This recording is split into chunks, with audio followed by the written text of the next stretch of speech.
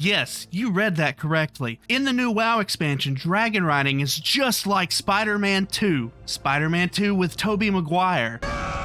Spider-Man 2 with the beautiful, sexy Alfred Molina. Spider-Man 2 with pizza time. Pizza time. Dooman, did you forget to take your medication? Why, yes I did, voices in my head. I did forget to take my medication. But trust me, it'll all make sense in X minutes and Y seconds. You will soon understand why Peter Parker's sticky white fluid is the same thing as riding a dragon in a 20-year-old video game. First, let's travel back in time to 2004. Spider-Man 2 had just released. Everybody loved it and everybody still loves it. For many, this movie was considered to be the greatest superhero movie ever made, and for some, it still holds that title. MCU fanboys, eat your heart out. Anyways, just like every other media IP to exist, there was merchandise. I'm sure every one of us watching this video had some sort of weird Spider-Man toy as a kid. Maybe it was the web shooter. I mean, that makes sense, but what about this weird Spider-Man four-wheeler toy? Why would Spider-Man need a four-wheeler? Then you had video game licensing deals. You see, most movie-based video games were steaming piles of shit that some company like THQ threw together over a weekend. Do you really think the developers of Jimmy Neutron for the Game Boy Advance were passionate about their project? No, they weren't. Every once in a while we get lucky and the developers are somehow given a chance to make a video game that we like. The South Park games come to mind. SpongeBob Battle for Bikini Bottom, Batman Arkham Asylum. Oh yeah, and it just so happens that Spider-Man 2 was one of these games. You see, for you uncultured plebeians, Spider-Man 2 by Treyarch was probably one of the best licensed movie video games ever to exist. Spider-Man 2 didn't have an amazing plot. It was literally just the Spider-Man 2 story with some comic book villains thrown in. Its combat was passable, and you could do some cool things with webs and Spidey sense. If you stop there, it's just your basic licensed video games. It's not really anything to write home about. However, by some stroke of magic, this man, Jamie Fristrom, was in charge of web-slinging. Web-slinging in previous Spider-Man games was just some basic-ass shit where the web's attached to the air and you moved forward. Jamie said, fuck that, let's have some actual physics, and created a physics-based web-slinging system where the web's attached to nearby buildings. Why he did what he did for a licensed video game, we'll never know, but what we do know is that it was fucking amazing. What was an otherwise mediocre game was now turned into a blast. You weren't just mindlessly moving from mission to mission. You were fucking Spider-Man, dude. Movement became part of the gameplay and seamlessly connected every aspect of the game.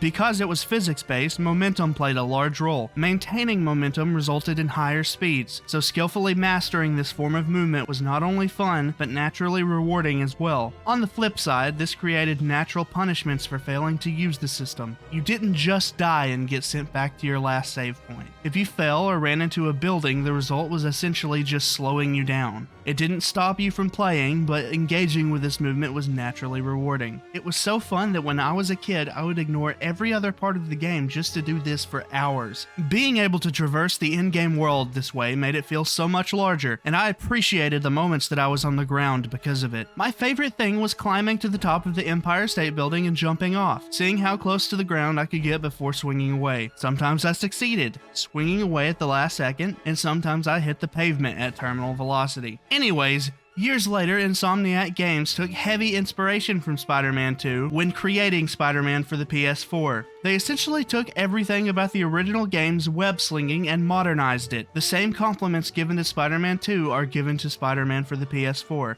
and I think it is well deserved. But what does any of this have to do with Dragonriding? Well, if it wasn't obvious, I think Dragonriding takes all of the fun aspects from Spider-Man web-slinging and transfers it over to World of Warcraft in a natural way. And all of this works as a solution to the flying problem. You see, up until this point, Blizzard has had insecurity issues about players seeing the content. The entire idea behind flying has always been that it's kind of a reward for mastering the outdoor world. They will have thoroughly explored the Broken Shore. They have had a chance to see all this content. The idea of being tied to the ground initially but being able to fly once you explore it thoroughly makes sense. You won't be able to fly when Shadowlands is released. We think it's super important that you experience the world as intended. After Cataclysm and Mists of Pandaria, Blizzard realized the issue that flying caused and began to have a 10-year-long identity crisis with regards to flying. At first, they tried to take a hard stance and get rid of flying altogether. This did not sit well with the players, and the forums burst into flames. Blizzard realized that the act of releasing flying was something that they would never be able to take back. As a solution, they came up with the Pathfinder system that forced you to engage with every single part of the game in order to earn the privilege of flying. Nobody liked this either, but it was preferable to not having flying. With every release of a new expansion, the Pathfinder requirements seemed to change arbitrarily. It became this weird expression of the development team's insecurity. We don't think you'll engage with this content unless we dangle flying in front of you, but we don't want you to do the content too fast, so we're going to time gate it across 2 full patches so it has enough time to sink in.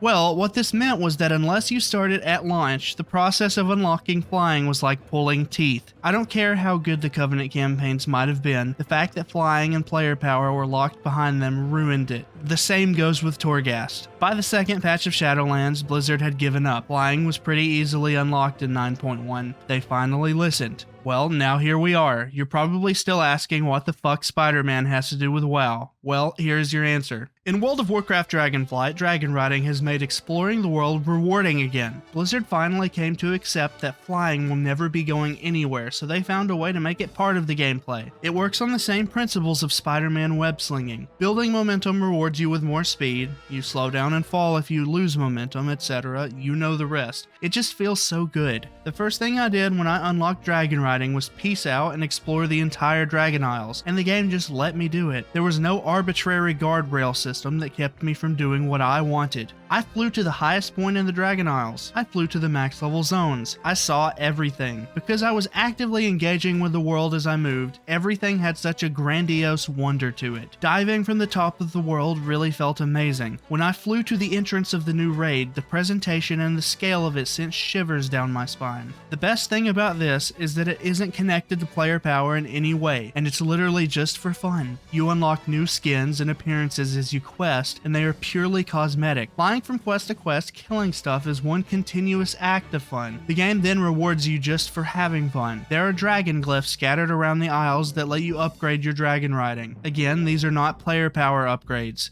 These are upgrades that make your vigor recharge rate increase or makes your surge ability more effective if you're at a lower speed. If it couldn't get any better, there are also race courses you can participate in. They have timed achievements and then advanced versions. Although the regular versions were relatively easy, some of the advanced courses can end up becoming pretty tricky. Did I mention that PvP races exist? Who knows how crazy that will get. As I fly freely around the Dragon Isles, I am able to truly appreciate the environment in a way that I never have before. It is huge and beautiful. It doesn't feel like a linear roller coaster that we're supposed to follow on a set path. It feels expansive. This sense of wonder was something I hadn't felt in a long time in this game. All of this because I was made to engage with the world in a brand new way. The flying was now part of my gameplay instead of interrupting it. I cannot explain to you how good this feels. Unless you've already tried it, or you've played Spider-Man 2 or Spider-Man PS4, it's something you're going to have to experience to understand. My last video on the Evoker was kind of a mixed bag of positives and negatives, but I really want you to understand that Dragonriding is 100% a net positive for this game. There is nothing negative about this, and it in no way takes away from the game. I only have a single fear when it comes to this system, and that fear is the bad ending, where Blizzard doesn't bring Dragonriding forward into the next expansion. What gives me hope is that by releasing this, Blizzard has essentially done the same thing that they did with the release of the original Flying. They've unleashed a beast. Once the player base gets a taste of this, there is no going back, and I hope Blizzard realizes that. Fortunately, this is something positive. So, if you haven't played the beta yet, I want you to know that you are in for the funnest thing you have ever done in World of Warcraft. If you have the beta, I hope you share my opinion. If you don't, let me know. I know I said this before, but I still think it's true here. If people look back at Dragonflight the same way they look back at Legion, Wrath of the Lich King, and even Mists of Pandaria, I 100% think that Dragonriding will be one of the biggest contributors to that. Anyways, do the thing.